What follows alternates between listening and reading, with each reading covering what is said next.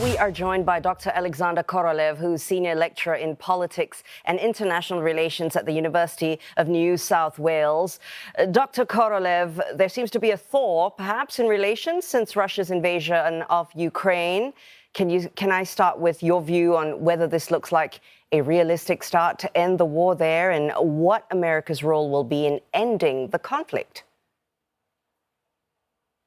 Well, it is a real.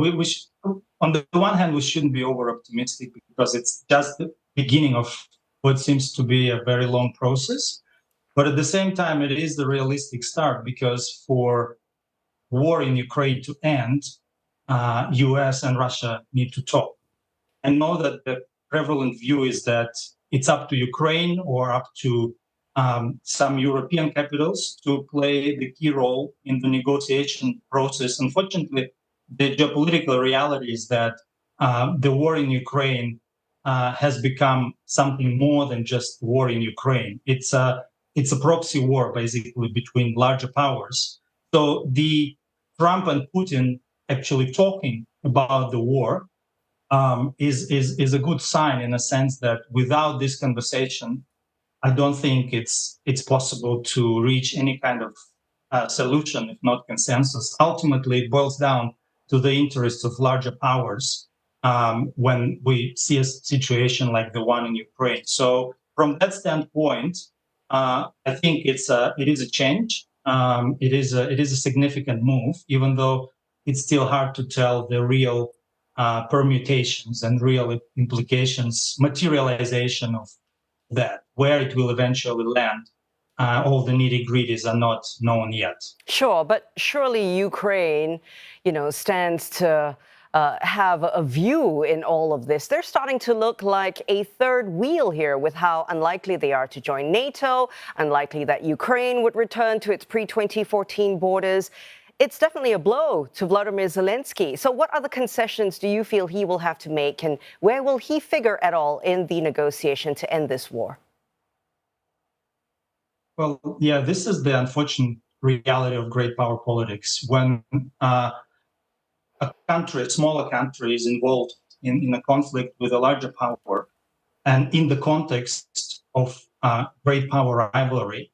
So Ukraine is not just a country; it's part of geopolitical interests of Russia and the United States. So it's not the third wheel, but it cannot really be the key player here, simply due to the balance of power considerations. And it eventually will be up to the United States and Russia to maybe not to completely decide where the war ends, but to outline the parameters of how the war is likely to end.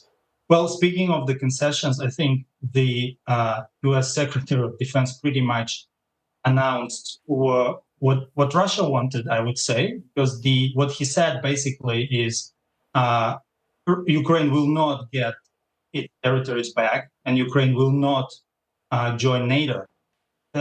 So these demands, if you like, have always been prioritized by Putin, by the Russian side. So I think that I doubt there will be consensus about it, because these are very painful solutions for Ukraine.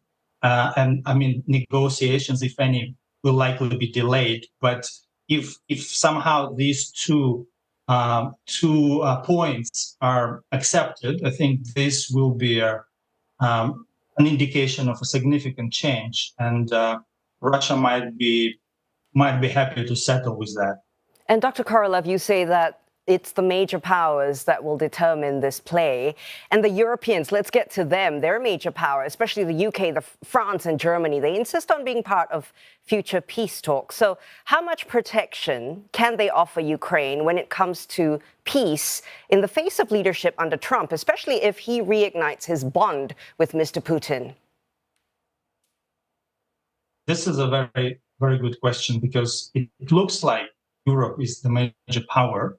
But the reality is that without the US support, European security and military capabilities are much less significant. So it is, to put it very, very bluntly, again, it's up to Russia and the United States.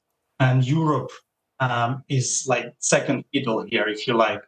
And I think this, what US Secretary of Defense announced, is very significant, not only because it concerns Ukraine, but also it indicates that US is ready to reduce presence and its support, its commitment to the European geopolitics. I think this will have very serious long-term implications because it signals a reconfiguration of the existing security architecture.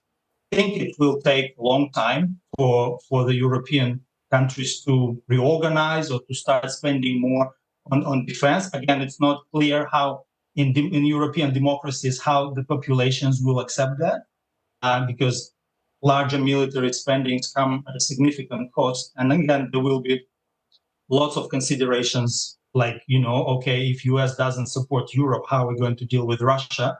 So this also needs to be factored into how Europe will eventually behave. But I think the major signal that comes from the US is that now the priority is the Asia-Pacific region, China, and that US is going to reduce its commitment to European security. And this is a very significant transformation. And very quickly, Dr. Korolev, there's also China.